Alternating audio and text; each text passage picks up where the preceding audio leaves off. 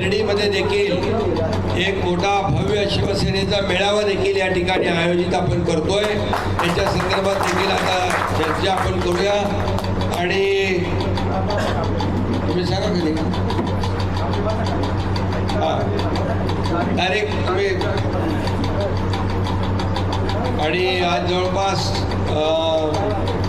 प्रमुख पदाधिकारी इकडे आले, 150 कार्यकर्ते आहेत, पदाधिकारी, आणि मोठा मेळावा। त्यांचं म्हणणं आहे की बाबा आपण मेळावा घेऊ तिकडे मोठा जबरदस्त।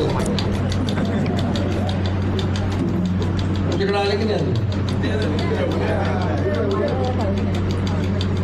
आणि ठीक आहे, त्याच्यावर मी नंतर बोलेन, समाचार घेतो मी।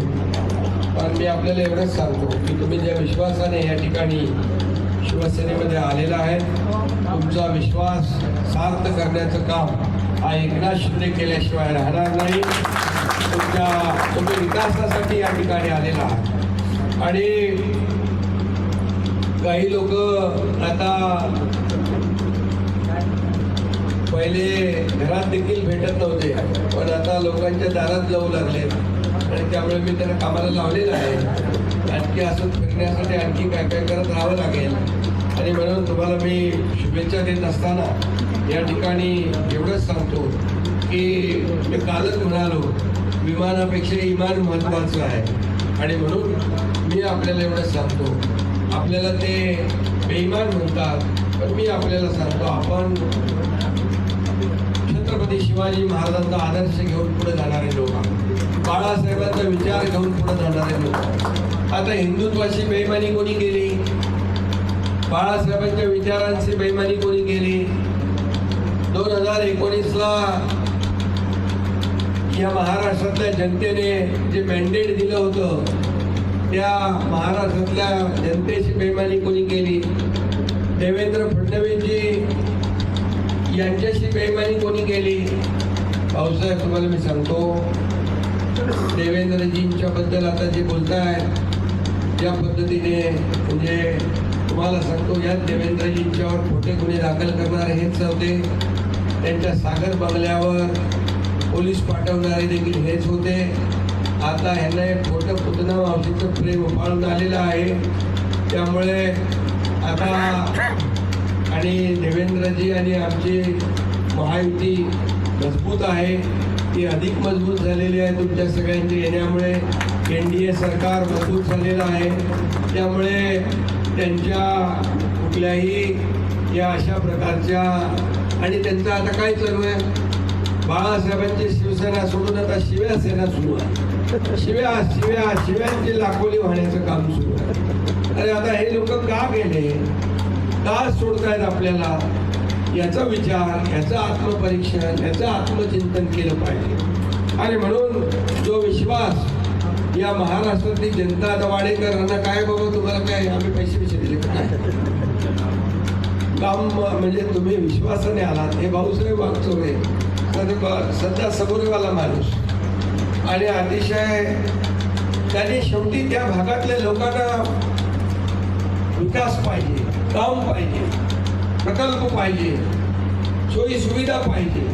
आणि यासाठी हे सर्व लोक जे आहेत 20-25 लाख लोकांमधून निवडून आलेले आहेत, गेले अनेक वर्ष शिवसेनेमध्ये काम करतात। आणि नुसतं चिन्ह देऊन निवडून येता येत नाही, तर त्याला काम करावं लागतं। आणि म्हणून मी आपल्याला एवढंच सांगतो की जेव्हा शेतकरी संकटात तेव्हा हे घरात होते, वारकरी संकटात तेव्हा हे घरात होते, कष्टकरी संकटात तेव्हा हे घरात होते, कार्यकर्ता संकटात तेव्हाही घरात होते, कोरोनामध्ये संकटात तेव्हा कुठं होते? आता यांची वरात निघाल्यावर दारादारात फिरायला लागले, तर काय करायचं याला?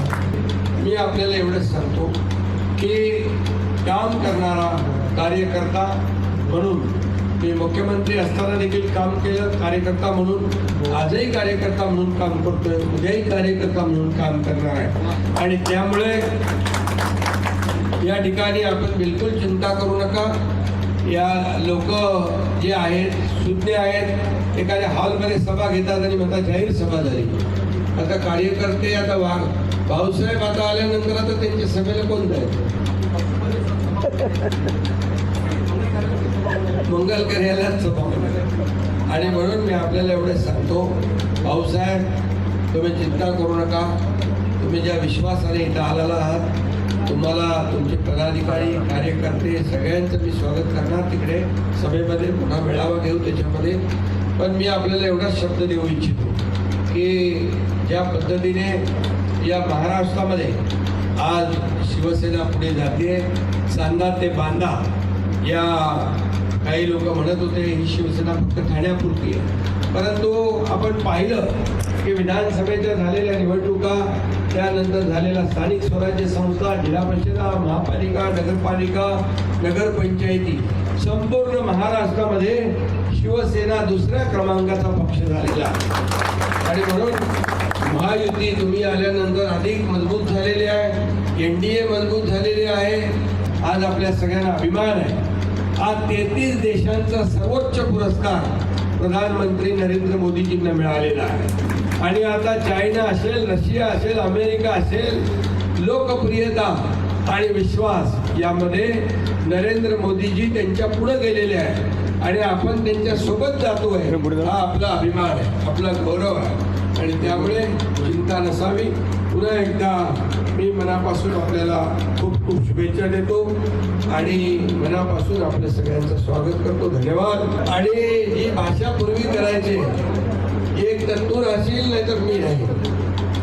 त्यांना अचानक असं पुतना मावशीचं प्रेम आलेलं. त्यामुळे देवेंद्रजी आणि आम्ही पुन्हा एकदा पत्रकार आहे तिथे, आम्ही मजबूतीने सरकार पुढे नेतोय आणि एक टीम म्हणून आम्ही काम करतोय. आम्ही घरात बसणारे नाही तर फील्डवर काम करणार. देवेंद्रजी पण फील्डवर काम करतात, मी फील्डवर काम करतो. आणि त्यामुळे या ठिकाणी महाराष्ट्रातील जनता उत्स्फूर्ती ओळखून आहे. आणि म्हणून आपल्याला काम करायचं आहे, या महाराष्ट्राला पुढं न्यायचं आहे, गतिमानतेने पुढं आपल्याला जायचं आहे. आणि म्हणून तुमच्या मतदारसंघाचा विकास आपल्याला करायचा आहे. जी कामं आपल्या मतदारसंघातली आहेत ते पूर्ण करायची आहेत आणि हा शब्द मी तुम्हाला दिलेला आहे.